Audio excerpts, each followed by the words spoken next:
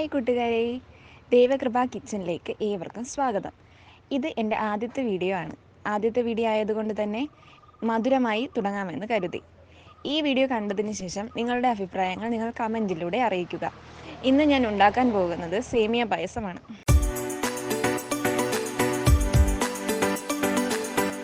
ഒരു പാത്രത്തിലേക്ക് നമുക്ക് പാലൊഴിച്ച് കൊടുക്കാം. 1 ലിറ്റർ പാലാണ് ഞാൻ ചേർക്കുന്നത്.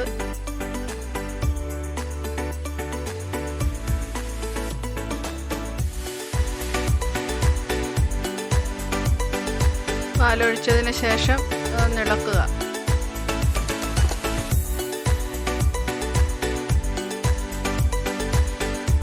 തിളയ്ക്കുന്നത് വരെ ഒന്ന് വെയിറ്റ് ചെയ്യാം.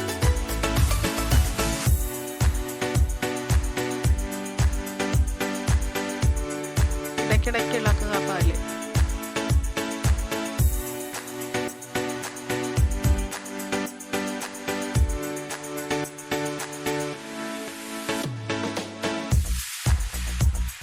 തിളച്ചു തുടങ്ങിയിട്ടുണ്ട്.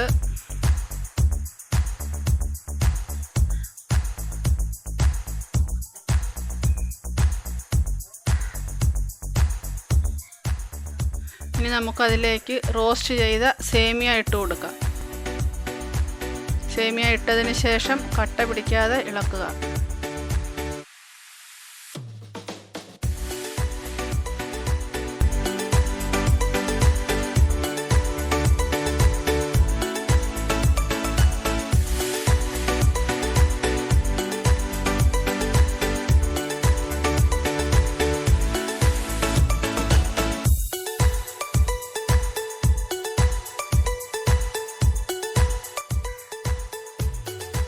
അതിനുശേഷം വേവിച്ച ചവ്വരി അതിലേക്ക് ചേർത്ത് കൊടുക്കാം.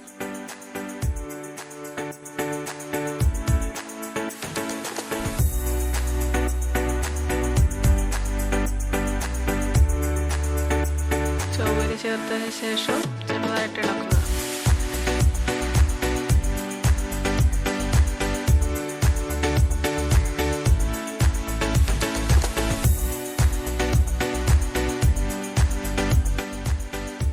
നമുക്ക് ആവശ്യമായിട്ടുള്ളത് പഞ്ചസാരയാണ്. അതൊരു 4-5 ടേബിൾ സ്പൂൺ പഞ്ചസാര ഞാൻ ചേർക്കുന്നുണ്ട്.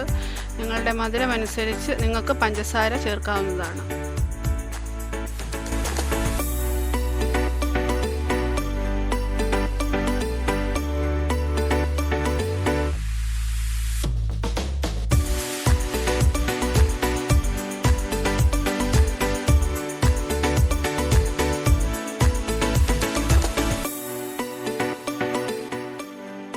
ഇനി നമുക്കിതിലേക്ക് ഏലക്കാപ്പൊടി ചേർക്കാവുന്നതാണ്. ഏലക്ക ഞാൻ പഞ്ചസാരയും കൂടി ചേർത്ത് പൊടിച്ചതാണ്. ഏലക്കാപ്പൊടി ചേർത്തതിന് ശേഷം ഒന്ന് ഇളക്കുക.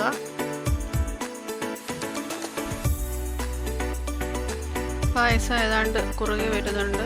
കൂടുതൽ കുറുകി പോകരുത്, കാരണം തണുത്ത് കഴിഞ്ഞാൽ അത് കട്ട പിടിക്കാൻ സാധ്യതയുണ്ട്. അതുകൊണ്ട് ഈ പരുവാകുമ്പോഴേക്കും നമുക്ക് സ്റ്റൗ ഓഫ് ചെയ്യാവുന്നതാണ്.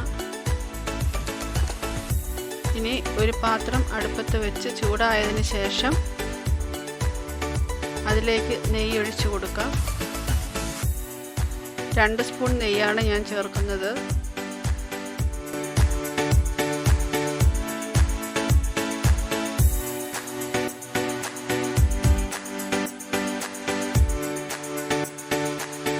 നെയ്യ് ചൂടായി തുടങ്ങിയിട്ടുണ്ട്.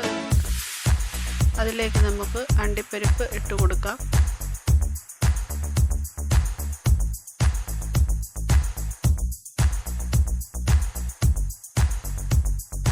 അണ്ടിപ്പരിപ്പിട്ടതിന് ശേഷം ഇതിലേക്ക് കിസ്മിസ് കൂടി ഇട്ട് കൊടുക്കാവുന്നതാണ്.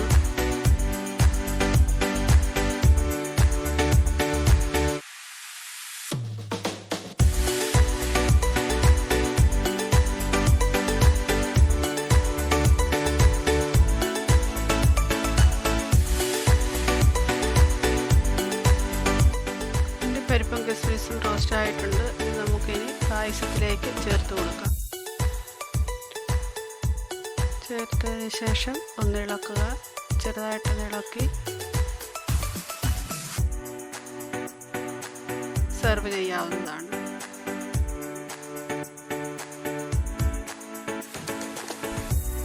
അങ്ങനെ നമ്മുടെ പായസം റെഡി ആയിട്ടുണ്ട്.